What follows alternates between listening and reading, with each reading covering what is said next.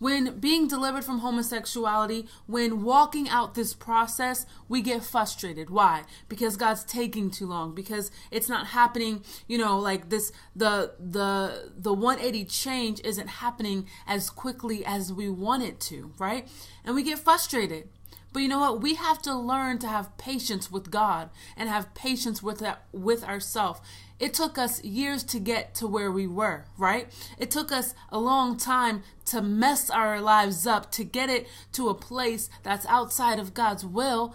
We need to give God the time to fix it. We need to give him the time to get deep down to the root of the problem, to change all those things. It's not necessarily an overnight process. Yes, God can deliver us and our mindset be changed automatically. Yes. Does that happen for everyone? No.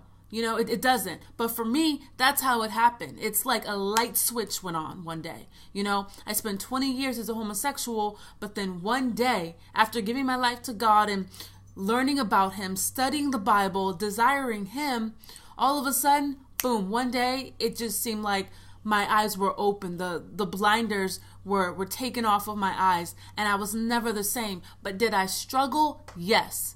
Did I miss it? Yes. Did I miss my ex? Of course. But I wanted God more. I had this hunger on the inside that just surpassed any of my fleshly desires, But of course, as we walk this thing out, we're going to have things that come our way that want to tempt us back into that old lifestyle. But we have to have the mind of Christ. That's why we read the Bible. That's why we grow. And it took so long for us to get our lives to a place outside of God's will. We need to have patience with God and ourselves as he cleans it up. We are not perfect. We are not going to be perfect. The only perfect person that walked this earth was Jesus Christ. Even the Apostle Paul said, hey, I do the things I don't want to do, right? And I don't do the things I do want to do. We are not perfect. We're going to slip. We're going to fall. We're going to mess up. And that's okay. God just says, just let me dust yourself off. Just let me dust you off and keep going. Keep moving forward. It's a process. You have to understand the process. You have to respect the process. It takes time. It takes time. You don't put the ingredients to a cake together and then give it 5 minutes in the oven and let it, and hope that it's done. No, it's a process. It takes time, and we have to respect that. And also, we get frustrated because we want this change to occur within us right now, immediately. And you know what? Ultimately, God has to be our desire, like our number one desire. We have to want God more. Why are you doing this? Are you wanting to be delivered from homosexuality just because you don't want to live that lifestyle, or because you love God so much and he's just doing this change within you? He tugged on your heart that, hey, you know what? Living this lifestyle is not in my will. I have something better for you. I have something that you cannot even imagine if you just follow me. So the question is, why are you doing this? Are you doing this to try to please other people? If you're trying to change your sexuality, if you're trying to leave homosexuality to please other people, that's not how it's done. It has to be done because you wanted to. So many times so many years of my life was spent trying to change the same-sex attraction that I had within me to please other people because I wanted to be normal, right? Man, that left me to suicidal thoughts, to cutting, to hating myself. My goal wasn't God. It was to be normal. So we have to understand and ask ourselves, why are we doing this? And when we come to a place where it's because we just love God, we want God, and we just know that he has something better for us, or he's telling us that he has something better for us, then good.